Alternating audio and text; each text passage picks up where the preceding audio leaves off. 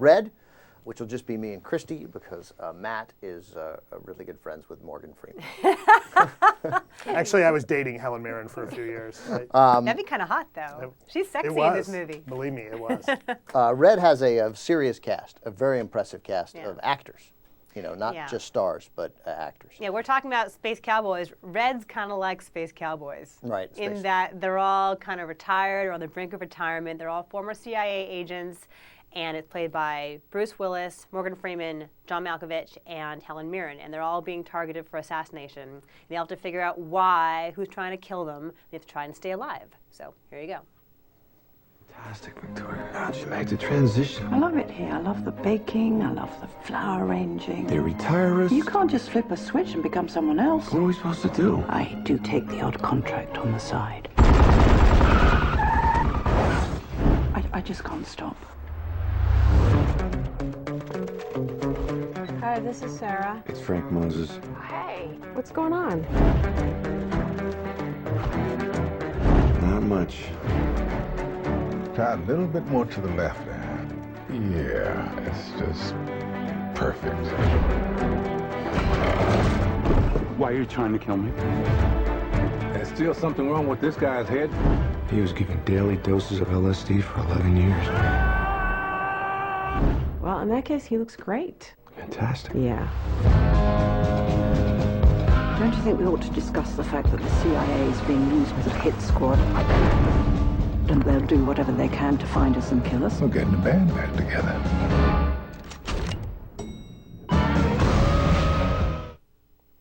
Yeah. I really wanted to like this better than I did. Yeah. I was kind of bummed. You know, you see in that, you saw that it's from DC Comics and Summit Entertainment, and I thought there was an imbalance in the film because there are some moments that are comic book-like, but it's never established as something that's sort of out of this world. So I thought there was like this significant inconsistency from when it felt grounded to all of a sudden you constantly see these sort of black-dressed ninjas firing 6 billion machine gun bullets into a house, and like there's no cops, there's no response to that, nothing happens, and then that's, I guess, the comic book part of it, but the rest of it isn't. Or the scene where John Malkovich fires like one bullet at, what is it? It's like an RPG or something like that, and it splits it, and the whole thing explodes, and like that's very fantastical as well, but it comes out of nowhere. Right. It doesn't seem consistent with so many other parts of it, and again, you know, all these good actors. In the beginning of the movie, you saw Mary-Louise Parker there. The beginning of the movie is this sort of sweet relationship developing on the phone. She's a call service operator. You know. Right, she's an operator at some company, and I guess the government. And he's a lonely ex-CIA agent. They're both lonely. They both want to see the world, or he has seen the world, but she wants to. And he makes up excuses to call her. And it's really sweet. They're really good together. Yeah, they're really good. I want to know where it's going to go. I mean, I know they're going to meet, and like you can't wait to see what happens when they do meet. Right, and then as soon as they meet, it's like it's all of a sudden it's a cartoon. Right, and then that tone is totally gone. Yeah, totally. And then it becomes like the movie Night and Day, where he's drugging her, and all of a sudden she's in some brand new city being kidnapped by this guy with whom she has some sort of sexual tension. But you and I know, liked Night and Day. We did. And not everyone did, and certainly not everyone saw it. No one saw it. We saw it, and that's it. But there was the tone through Night and Day was much more consistent for me, and it was funnier. Well, yeah, this is never as funny as it thinks it is. And the pacing, speaking of inconsistent, the pacing is totally off. Like, it lags at times, and I know they're trying to develop these characters more than you would in an ordinary, nonstop adrenaline-fueled action movie.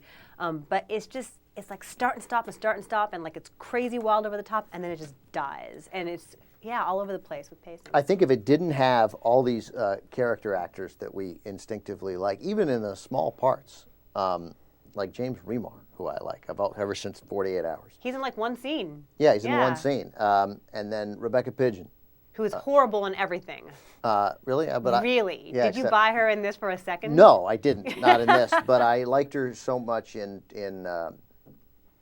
Everything David Mamet's ever done. No, right. That's how she gets work. Well, when they steal the money with the Danny DeVito line.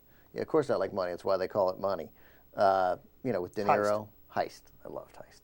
And I liked her a lot in Heist. A lot.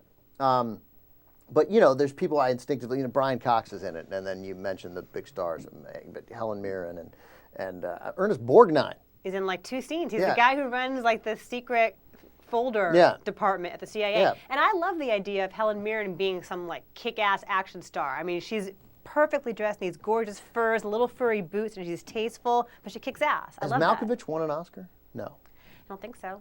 Because then we got 3 acting Oscar winners: Morgan Freeman, Helen Mirren, Ernest Borgnine. Okay. Has Bruce Willis won an Oscar? No. Kidding. Come on. Karl Urban. But Karl Urban's good in this. Like, Karl Urban takes a role that could have been like one note, kind of sniveling, and he fleshes it out Yeah. pretty well. So it's not horrible, right? Yeah, it's just it's inconsistent and does not fulfill its potential. It No, kind of that's bummed it. me out. Totally, it bummed me out too. I thought it was Yeah. going to be like a lot of fun, and it was kind of dull. Oh, And also it gets- Richard Dreyfuss plays this. Oh, Richard Speaking Four. of- Four. Does he have an Oscar? Yeah, he was For the Close young Encounter? for Goodbye Girl. Okay. Yeah. Oh, good. Yeah. So we got Good 4 knowledge. All right. four Oscar winners there. But in this, he is in this very one-note kind of like slimy, snarling, sniveling defense contractor role. It's just nothing No. to it. No, there's nothing to it, and it wasn't interesting. But again, we got there's this. Imagine if they didn't. I don't know. I don't think it would have been nearly as good without sort of being totally classed up by Helen Mirren and Morgan Freeman and Right. Brian Cox. Well, Who's a even heck of an actor. Bruce Willis, this is a great Nothing fit wrong with for Bruce Willis's his performance. kind of humor. I No, mean, totally. that He he's was like fine, yeah. wry and kind of a smart-ass in absurd situations. So he It's does very really well. him. Yeah. Right. I'm not sure I totally bought Malkovich, and I think he's a bit of a genius. He's a bit of a genius, but what he's doing here is so out of place because he's supposed Yeah, to be right, this that's what I mean, yeah. paranoid, delusional conspiracy theorist, and he plays it almost too deadly serious. Right. And it's a totally off-kilter role from the humor that they're trying to strike. Yeah, and there's a lot of the writing is sort of set up as sort of as action movie punchline. You hit a guy way back to the Damon Wayans Bruce Willis movie. Were they in a movie together? Maybe. Yes, Does The Damon Last Wayans, Boy Scout. Does Yeah. he have an Oscar, Damon Wayans? But like there Does was. Keenan Ivory have one? I'm stealing this line. Sean Wayans has an Oscar. I'm stealing this line from someone, and I don't know who, but it's like in an action movie where you hit a guy with a surfboard and knock him out, and you say, "Surf's up, dude."